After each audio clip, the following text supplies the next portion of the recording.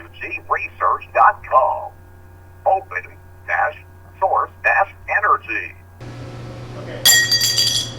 Crap. Welcome to the shop where things never stop. Video series RWG-OSD. Oversized Delta. Footage recorded on January 9th, 2016.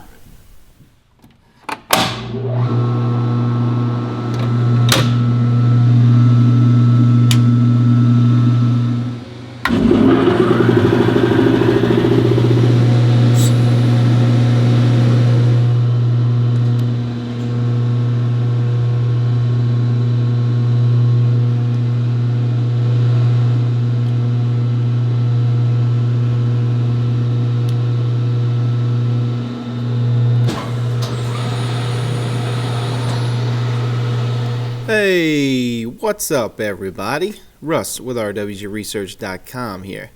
Alright, so this is the wire EDM machine, as you can see. I'm going to basically run you through how I made the skate plates, as I'm going to be calling them for the most part, in the 3D printer build. Alright, so briefly I wanted to discuss what this machine is. This is a wire EDM machine, electrical discharge machining. It's a non-contact machining. And basically, the interesting thing is as long as the material is conductive, you can cut it. And you can cut it without actually touching it, which means you could cut very thin material very precisely. So I want to show you what is really going on here. So under this cover is a nice spool of 0.05 millimeter brass wire. And it is basically fed through this machine, up through these rollers. It runs through a switch here so it knows it's not broken. It also runs through a cleaning pad which wipes any dirt off. Comes around here to the ceramic wheel which actually grabs it. This is actually what moves the wire. And then another wheel, there's a laser here which is also a sensing device as well as another guide so that we know it's not broken. The machine knows it's not broken. And then it runs down into this what they call an AT, automatic threader. And this also can pop open. There's a couple rollers in here, pinch rollers and the guides. A cutoff. This is an electrical cutoff so that if you want to break the wire, it actually breaks the wire through high current. And a couple more rollers, and then there's a ceramic nozzle. It's actually an alumina ceramic nozzle which comes out through the bottom, and then on the back side of the machine where the wire is actually disposed of, it comes out looking like this. And you can see, I don't know if you can see the difference in color. This is probably, well, that's actually been used. There's a fresh piece of wire right here. And this is the used wire. You can see how dull it is. That's because it's actually being burned away very slightly. And that is actually how the machine cuts. So first thing we did is we used a program called Google SketchUp. Nowadays it's not Google SketchUp, it's SketchUp Make. In that program I just basically laid out the basic hole pattern where I wanted to put the holes and stuff, and then using a different software which is called BobCam. It's an okay software. It's basically a software designed for different types of CNC machining. So since I'm going to be using a wire EDM machine, this worked just fine for my application because that's what it's used for. You got to basically draw the part and then trace. You select the lines at which you want the cut to be. Then you program everything to do different styles of cutting. You want it to be flush, you want it to come in at an angle. How precise do you want it to be? Do you want to come back and skim it a few times to make it even more precise? And then after that, you basically export it and it turns it into a .cn file, which is basically a G-code file. So it's identical to what the 3D printers is running, except this G-code is formatted for this machine. Alright, transferring via flash drive. Let's go. Program's good. I'm happy. It's happy. Every once in a while it can be tricky to get the code just right, but looks like we did a good job. So now we're going to set it up and get ready for the cut. This is my template. I cut it out of paper to scale just to find out exactly where I want to lay this without guessing too much, make my life a little bit easier. So we'll mount this plate in there and we'll do a dry run and make sure everything lines up correctly and see what happens. Oh, before I do that, I'm going to rough the edges off because this is an iodized piece of aluminum and it's non-conductive. The material must be conductive for it to actually cut. So I'm going to clean these edges off so we don't have any troubles with that. Should be good. Recycled aluminum off of something I took apart at one time. Got some measurements. This was actually a film camera plate for high-tech film back in the 90s. About a $50,000 machine. I tore it apart. I've been using scrap for years.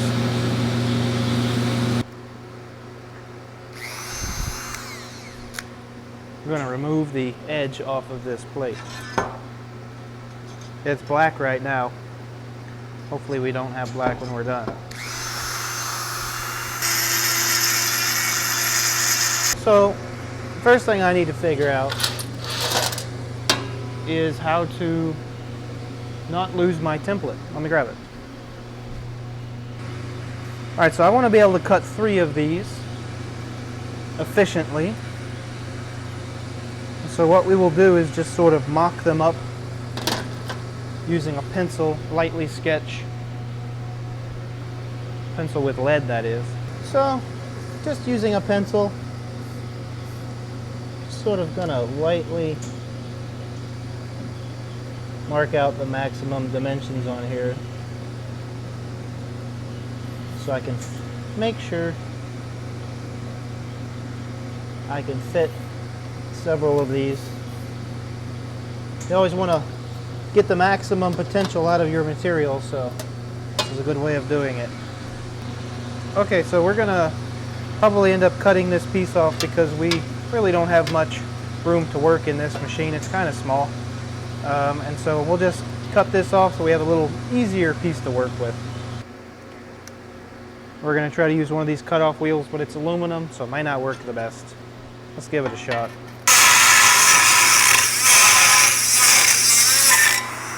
It cut all the way through better than I intended, so that's great. We'll cut this one.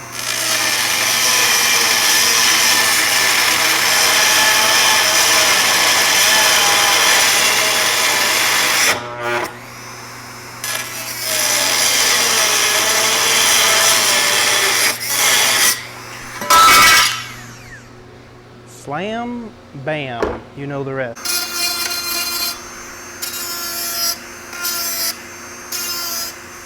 Lightly clean up this edge so we don't have to worry about it sticking past the table on our CNC EDM.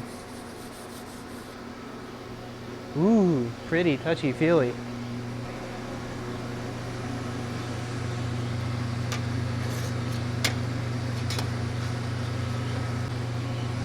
I'm going to rough this edge off too so that we don't have to worry about that coating also on this side. Alright, so we'll try this disc. It seemed to cut well, so it should take this finish off a little faster.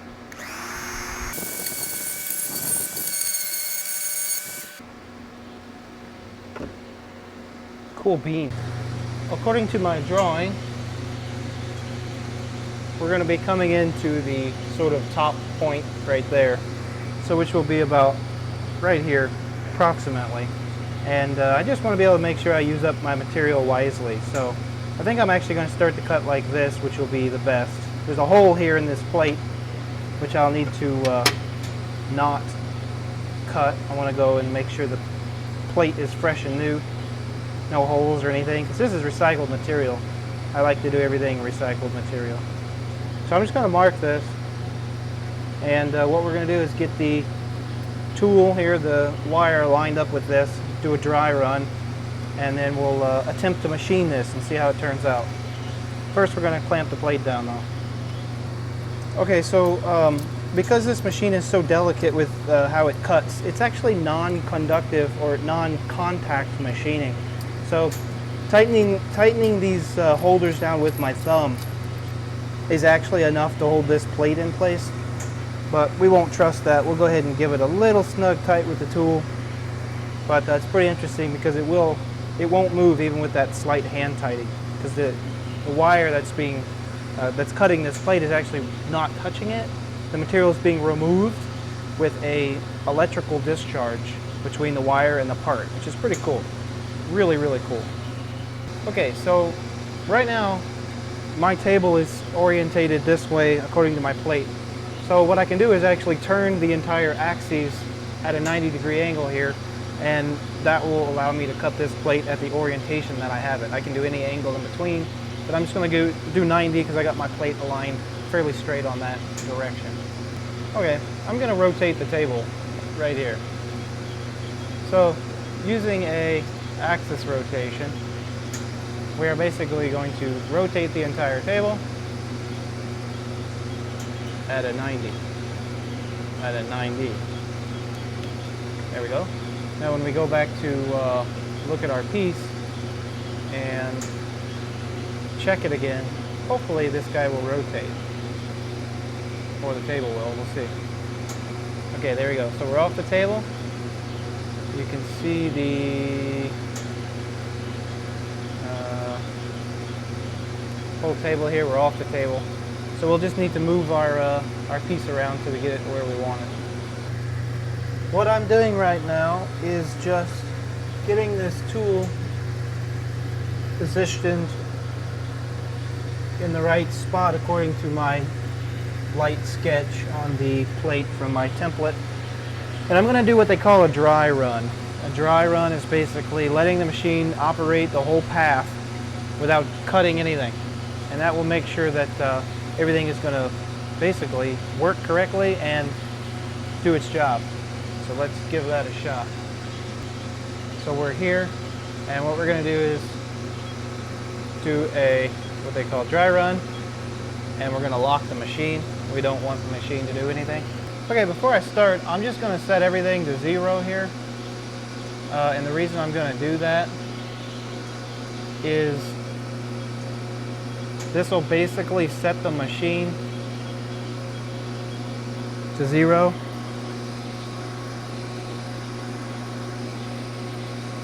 I'm moving the head down to a little bit more close approximation, and then I will also reset this one. Alright, so we're all set at 0. This is going to be my new relative home position, and now we can start the actual dry run.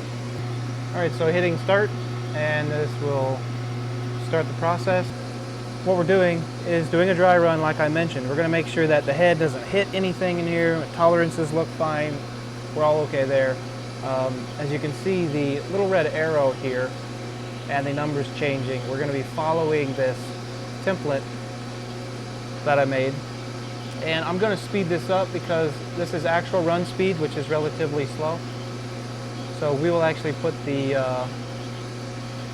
feed rate at 10, and now it's going to go really fast. So you can actually see the machine here. It's actually moving around doing its preliminary test cut. And basically it's going to be running through the process without cutting anything. I want to make sure that everything works well before I start cutting, because once you start cutting, you can't really just stop and restart without getting things off, because this is a very precise machine, down to the 1, 2, 3, 4, 5th decimal place to the right of the decimal place. So the dry run worked great. Now we're going to actually let the machine do what it's supposed to do and cut this plate. We'll reset everything back to 0 and get it home, feed the wire. We're going to turn the machine lock off, dry run off. We're going to move. Right now we're at the last state the machine was in, so we're actually going to move this 0.0 3997. Since it's negative, we're going to go positive. That's in the X axis. So in the Y, we're going to be going the opposite. Negative 0.19838. And we're going to start this in this position. We'll end up back at 0 if I did it right. So we're back where we started. And basically reset everything and let the machine actually cut the material. I'm going to insert the wire. That's a wire collect. Insert the wire. And this might splash. So the wire is feeding, I don't know if you can see that jet, that water jet down there. Okay, so you can see that wire in there. That little bitty tiny 1/2 millimeter brass wire is what's going to be doing the cutting. I'll show you actually real quickly how it comes through the machine so you can get a visual of that. Okay, we're going to start the cut. The wire has been fed. The machine is ready to go. We have turned off all of the dry run capabilities and the machine lock. So basically going to hit this start button and hopefully the machine does its job. The tank is going to fill up because everything must be under water to remove particles from the actual machining process, as well as to keep the, well, that's the main reason actually. This water is actually processed, so it's highly unconductive. The plate that you see here is tied to ground or zero potential, and the wire is tied to a positive voltage potential. The water is highly non-conductive. It's treated through a filter system behind the machine here, and it is highly unconductive. It is designed to not conduct because you want the conductive portion to happen between the wire and the aluminum. Okay, so you can see the ripples in the water. That tells me the jet is running. And the system will start feeding in right now, and there it's actually cutting. You can see the cutting happening. That is actually removing material through an electrical discharge. It is hard to see because it's under this water, but you'll see exactly when we're done what I'm referring to. It's cutting it quite fast, actually. I'm quite pleased with that. All right, you can see our numbers are moving, the machine is moving, the table's moving, and our red indicator here is actually where the wire is at this exact moment in the cut. So if you want, you can actually watch the wire feed spooling and feeding into the machine, and it'll be spitting out the backside if you want to have a look at that. As it goes in, it's nice and fresh and new, and as it comes out, it's all burnt because it's actually discharging electricity and burning the wire, removing material along with it.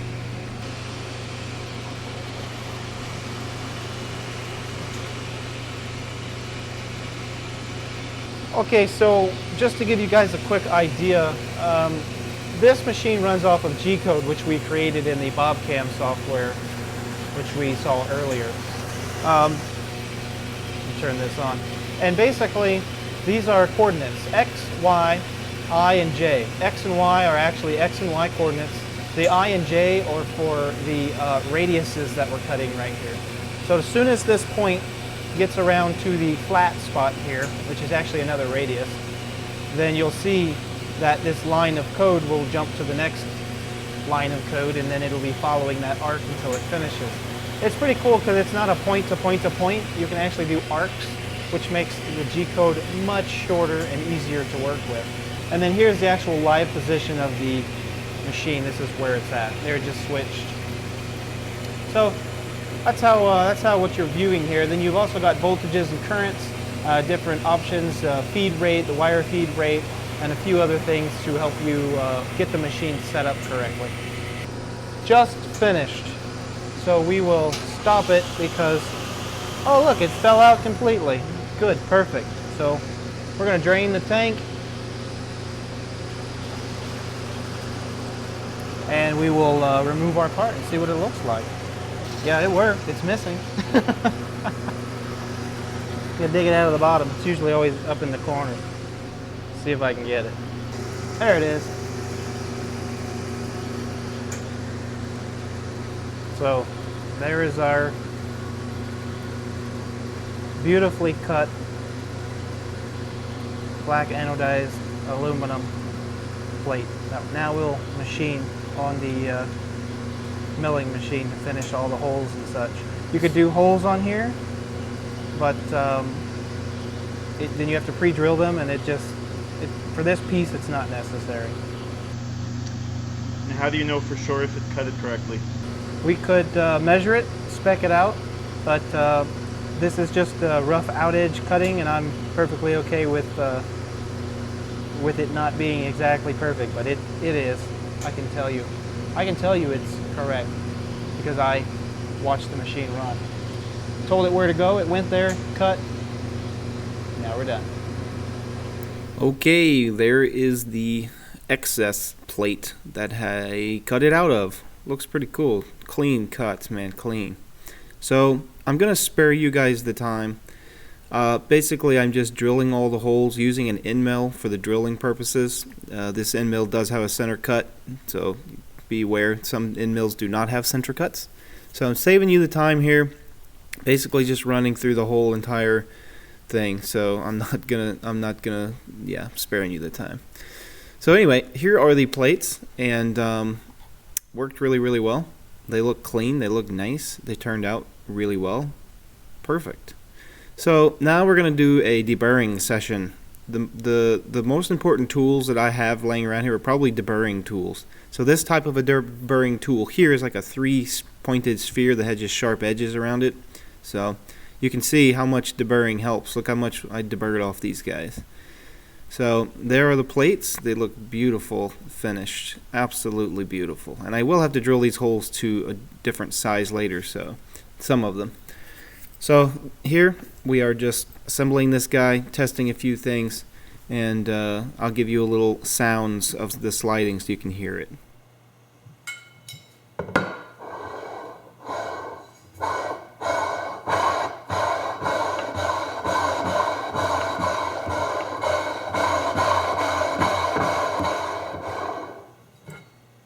So a few more adjustments here, but seems to roll really well, seems to work really well, so I'm quite satisfied with that thus far. Alright, so if you listen really closely, you can hear this little tick, tick, tick, tick, tick, tick in this footage, and that's actually due to the bearing, the one I pressed in there funny. Remember I told you last time you'll ruin the bearings? Listen to it very closely.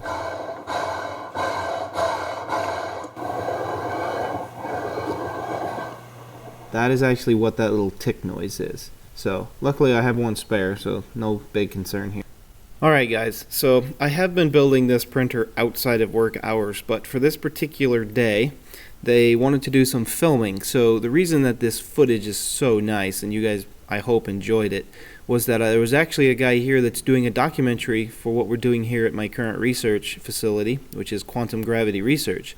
So I'll leave some links in the descriptions. Make sure you go check out those other videos for my other research and what's being published over there.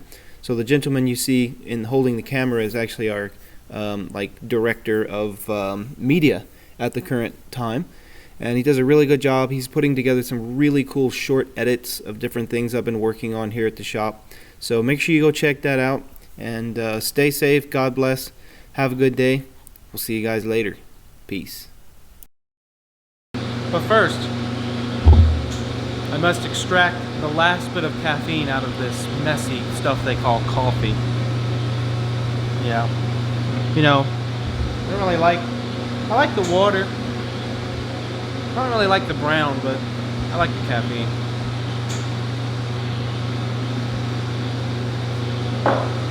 Cheers. Just keep your face unnaturally close to it, though. Unnaturally? Yeah, it looks good on camera, even if it feels weird to you. Not that close.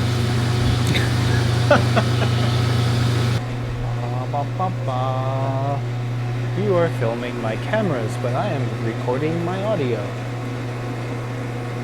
Maybe you'll find it. Maybe you won't. Maybe there'll be cheeseburgers in paradise.